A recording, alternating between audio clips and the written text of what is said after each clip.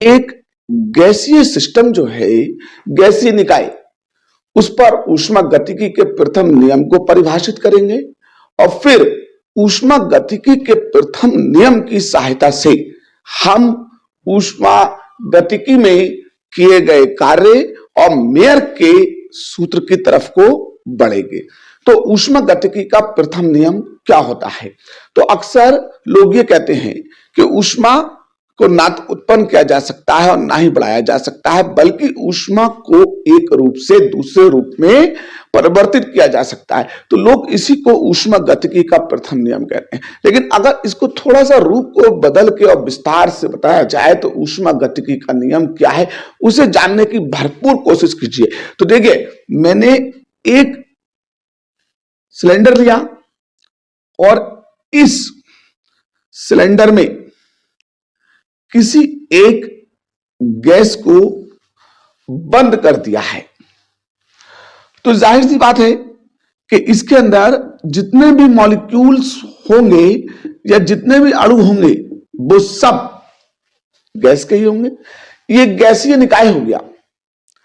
तो इसके अंदर जो अणुओं की या गैस की अपनी खुद की ऊर्जा है वो आंतरिक ऊर्जा कहलाएगी।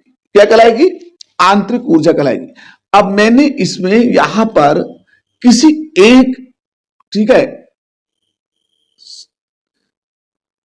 डॉट को दिखाया, तो मैंने कहा अभी इस वक्त इसकी आंतरिक ऊर्जा U1 है और इसे हमने ऊष्मा दी। क्या दी? ऊष्मा दी। बहुत ध्यान से देखें, ऊष्मा दी। तो इसका ये मॉलिक्यूल्स अगर यहां से बढ़ के यहां तरफ को पहुंच जाता है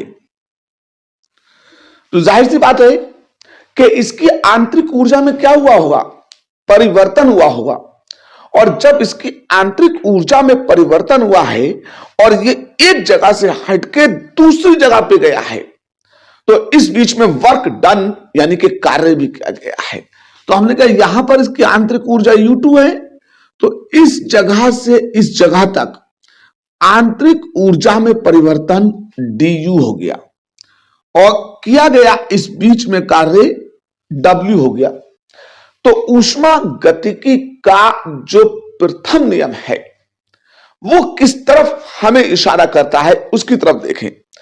तो ये ऊष्मा हमने इस सिस्टम को दी है और फिर इस सिस्टम ने कार्य किया है क्योंकि उसकी आंतरिक ऊर्जा में परिवर्तन हुआ है।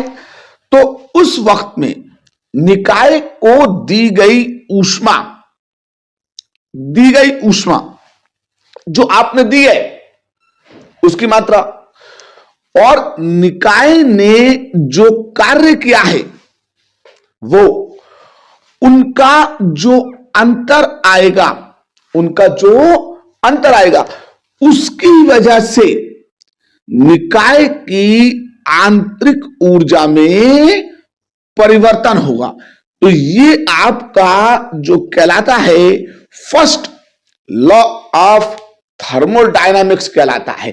तो according to the definition of, ठीक है, थर्मोडायनामिक्स फर्स्ट लॉ, तो जब किसी ऊष्मागतिक निकाय को ऊष्मा दी जाती है तो निकाय की आंतरिक ऊर्जा में परिवर्तन होता है और वो निकाय कार्य करने लगता है।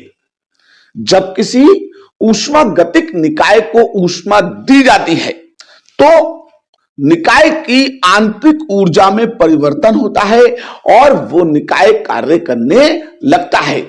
तो इन केस निकाय को दी गई ऊष्मा और निकाय के द्वारा किए गए कार्य का अंतर, निकाय को दी गई ऊष्मा और निकाय के द्वारा किए गए कार्य का अंतर निकाय की आंतरिक ऊर्जा में जो परिवर्तन हुआ है उसके बराबर होता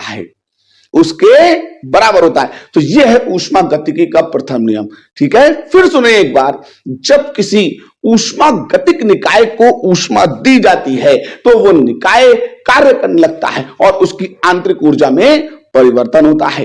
तो इस स्थिति में निकाय को दी गई ऊष्मा और निकाय के द्वारा किए गए कार्य का अंतर निकाय की आंतरिक ऊर्जा में परिवर्तन के बराबर होता है। तो ये ऊष्मागतिकी का प्रथम फर्स्ट लॉ कहलाता है। तो ऊष्मागतिकी का प्रथम नियम हम समझते हैं कि बहुत अच्छी तरीके से आपकी समझ में आ गया होगा।